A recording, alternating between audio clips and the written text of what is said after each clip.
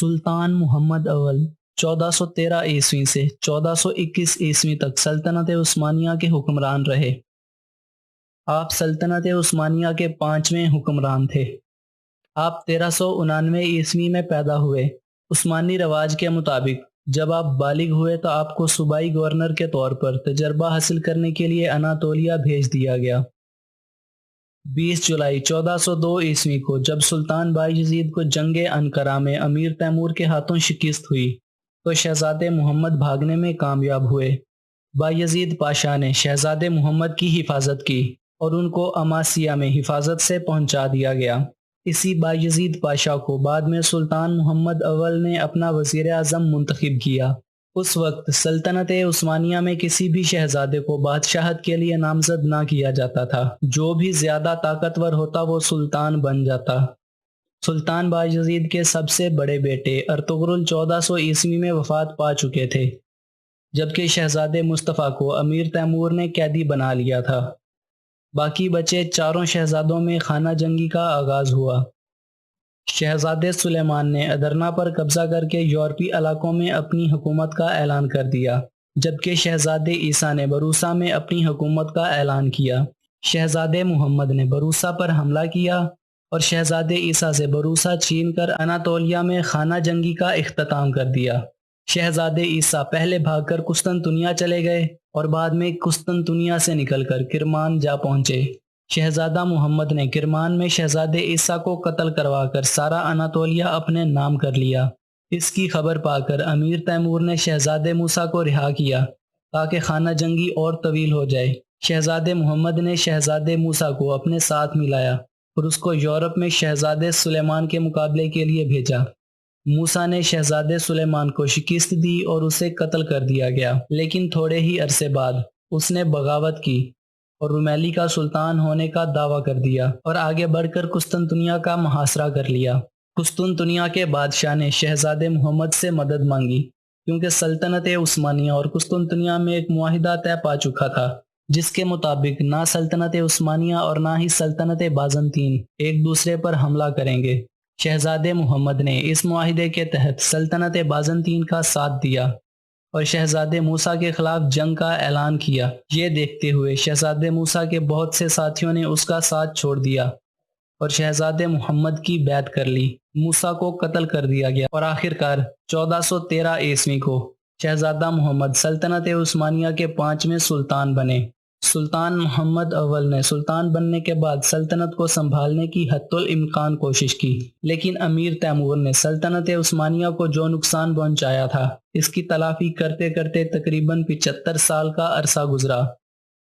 سلطان محمد اول نے اپنی تخت نشینی کے بعد فوج کو دوبارہ مستحکم کیا اور المانیہ کے بہت سے علاقوں کو دوبارہ فتح کیا۔ اس کے بعد وہ اناطولیہ کی طرف متوجہ ہوئے اور جانداری امارات کو شکست دے کر اسے سلطنت عثمانیہ میں دوبارہ شامل کیا۔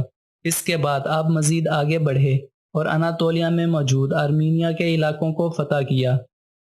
اپنی انہی کامیابیوں کی بدولت آپ کو سلطنت عثمانیہ کا دوسرا بانی بھی قرار دیا جاتا ہے۔ سلطان محمد اول کی حکومت شروع ہونے کے چند سال بعد امیر تیمور نے سلطان بایزید کے سب سے بڑے بیٹے اور سلطان محمد کے بڑے بھائی شہزادے مصطفیٰ کو رہا کر دیا۔ رہا ہوتے ہی شہزادے مصطفیٰ نے سلطان محمد کو پیغام بھیجا کہ سلطنت کو 2 حصوں میں تقسیم کر دو، لیکن سلطان محمد اول نے اس سے انکار کیا اور دونوں بھائیوں کے درمیان ایک جنگ ہوئی۔ شہزادے مصطفیٰ کی فوج کو بآسانی شکست دے دی گئی اور اس نے بھاگ کر تھیسالونیکی میں پناہ لی۔ تاہم اس کے علاوہ بھی سلطان محمد کو بہت سی مصیبتوں کا سامنا کرنا پڑا۔ سب سے پہلا مسئلہ ان کے بھتیجے اورحان کا تھا، جو کہ سلطنت عثمانیہ کے لیے مسلسل خطرہ بنا ہوا تھا۔ قسطنطنیہ کے بادشاہ نے شہزادے اورحان کو استعمال کرتے ہوئے بغاوت کروانے کا منصوبہ بنایا۔ سلطان محمد کو اس کی خبر ہو گئی اور اورحان کو قیدی بنا کر اندھا کروا دیا گیا۔ سلطان محمد کے دور میں ایک اور بہت بڑا فتنہ بدرالدین کی صورت میں ظاہر ہوا۔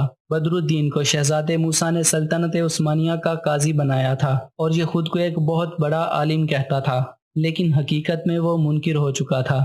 اس نے بہت سی حرام چیزوں کو حلال قرار دے دیا کہ کسی مذہب کو کوئی فوقیت حاصل نہیں، تمام کے تمام مذہب ہی برحق ہیں، اور ان تمام مذاہب میں سے کسی ایک مذہب کی پیروی کرنے سے اللہ کی رضا حاصل کی جا سکتی ہے۔ بدر الدین کی اس دعوت پر بہت سے ناسمجھ لوگوں نے اس پر یقین کر لیا اور اس کی پیروی کرنے لگے۔ اس کے ایک خاص مرید نے انتشار پھیلانے کی تمام حدیں پار کر دیں۔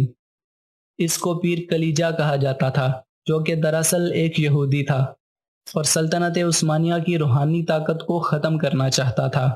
سلطان محمد اول نے اپنے وزیر اعظم بایزید پاشا کو اس کی سرکوبی کے لیے روانہ کیا۔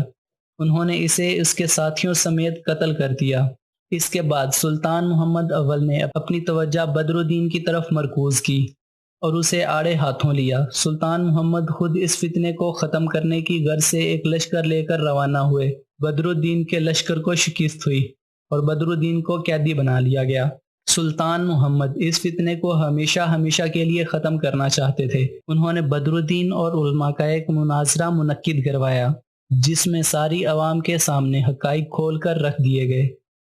جب بدر الدین جھوٹا ثابت ہو چکا تو اسے شرعی قانون کے مطابق سزا دی گئی۔ اس سے تمام بھٹکے ہوئے لوگ دوبارہ سیدھے راستے کی طرف لوٹ آئے اور اپنا قبلہ درست کر لیا۔ سلطان محمد اول نے ایک بکھری ہوئی سلطنت عثمانیہ کو دوبارہ اپنے پاؤں پر کھڑا کر دیا تھا اور سلطنت کے انتظامی امور خاص طور پر بہت بہتر ہو چکے تھے۔ فوج میں دوبارہ ایک نئی جان آ گئی تھی اور سلطنت عثمانیہ میں خوشحالی لوٹ رہی تھی۔ انہی حالات میں 1421 عیسوی کو سلطان محمد اول نے وفات پائی۔ بستر مرگ پر آپ نے اپنے بیٹے مراد کو سلطنت عثمانیہ کا نیا حاکم منتخب کیا۔ وفات کے وقت آپ کی عمر 43 سال تھی اور آپ کو بروسا میں دفن کیا گیا۔